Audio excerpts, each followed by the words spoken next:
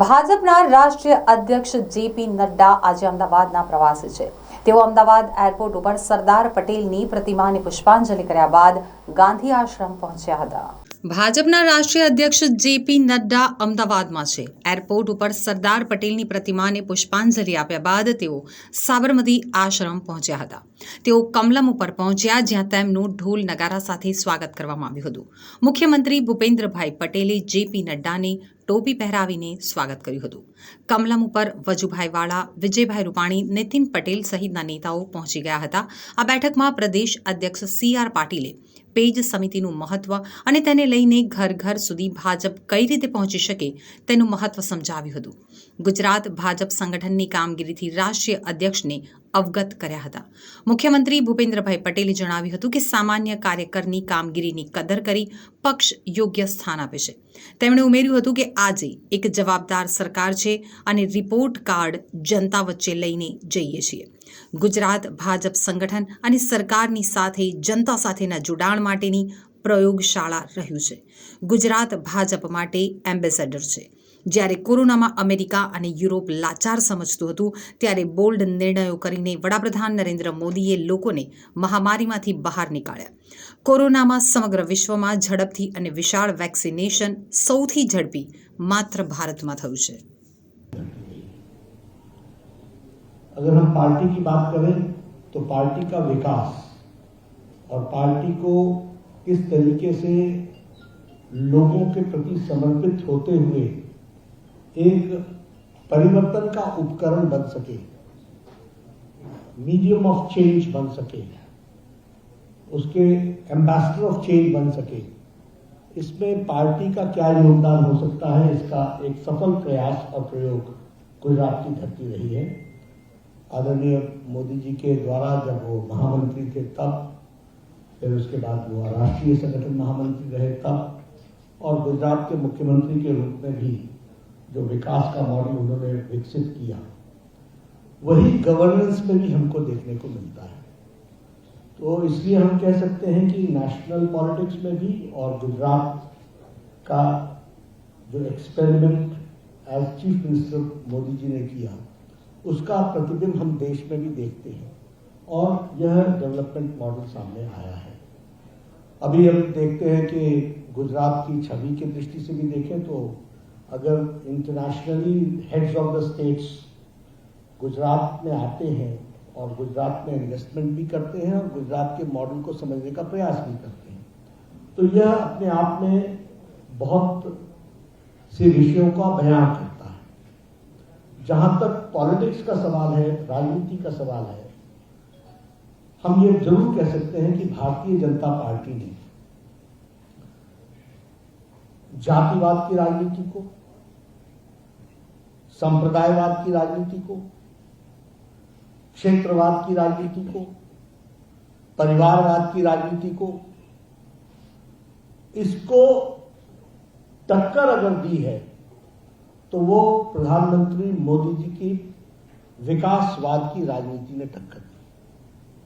The development model, और आज अगर हम देखें तो भारतीय जनता पार्टी गांव, गरीब, वंचित, पीड़ित, शोषित, दलित का रिप्रेजेंटेटिव बन करके खड़ा हुआ है और उनको राहत दिलाने वाला लास्ट माइल डिलीवरी के प्रोग्राम्स वो सारे हमको देखने को मिलते हैं।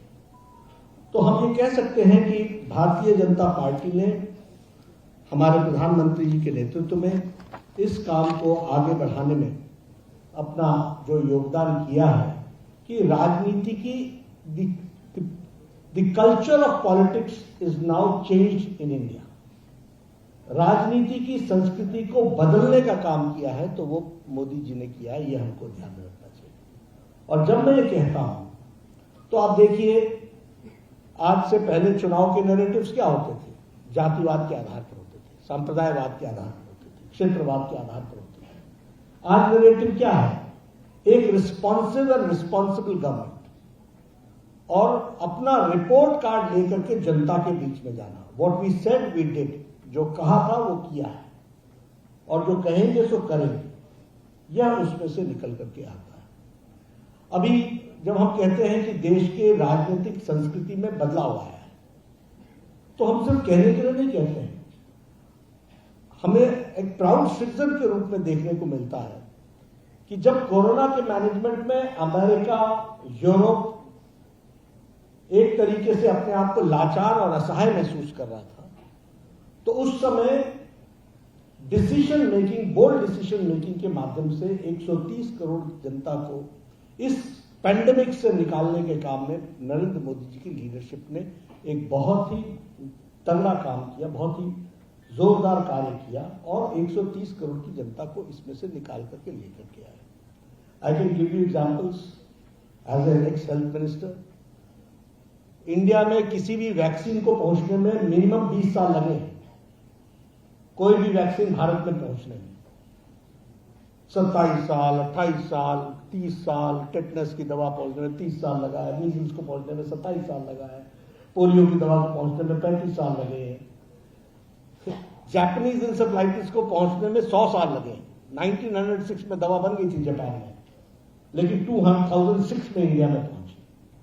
But here is our prime minister who with in 9 months has come out with 2 vaccines and the vaccination program is the largest and the fastest program in the world. इस दुनिया में सबसे तेज गति से वैक्सीनेशन प्रोग्राम है और सबसे बड़ा प्रोग्राम है, 188 करोड़, और गुजरात ने 97.6% टोटल वैक्सीनेशन किया है। तो आज इस पेंडेमिक से निकालने का काम प्रधानमंत्री मोदी, ये रिस्पॉन्सिव सरकार की बात मैं कह रहा हूं। How do we say it's responsive, how we say that it is a responsible government. उसी तरीके से किसी भी गवर्नमेंट में, किसी भी देश ने कोई इकोनॉमिक पैकेज नहीं दिया, लेकिन हमारे यहां प्रधानमंत्री गरीब कल्याण अन्न योजना, 100 इयर्स पहले जो पेंडेमिक आया था तो बीमारी से ज्यादा लोग भुखमरी से मर गए, लेकिन आज 80 करोड़ की जनता को 5 किलो गेहूं, 5 किलो चावल, 1 किलो दाल, तेल, नमक, ये व्यवस्था करके किसी को भी भूखा न सोए, इसकी व्यवस्था की गई, which has been applauded by IMF also and World Health Organization also. They have said that he has answered the health issues also and the economic issues also. तो ये भी हमको देखने को मिलता है कि एक तरीके से रिस्पॉन्सिबल और रिस्पॉन्सिव गवर्नमेंट का क्या रोल होता है, वो भी हमको देखने को मिलता है।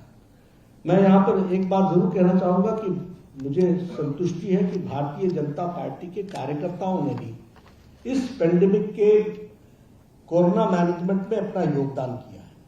एंड आई चैलेंज दैट सारी पॉलिटिकल पार्टीज लॉकडाउन की अवस्था में और पेंडेमिक की अवस्था में, they have all been quarantine, they have gone to isolation centres, वो कोई दिखने को नहीं मिली, और भारतीय जनता पार्टी के करोड़ों कार्यकर्ताओं ने अपने आप को सेवा ही संगठन के नाम पर काम में जोड़ा और कम से कम 50 करोड़ राशन पैकेट्स और किट्स बांटने का काम भारतीय जनता पार्टी के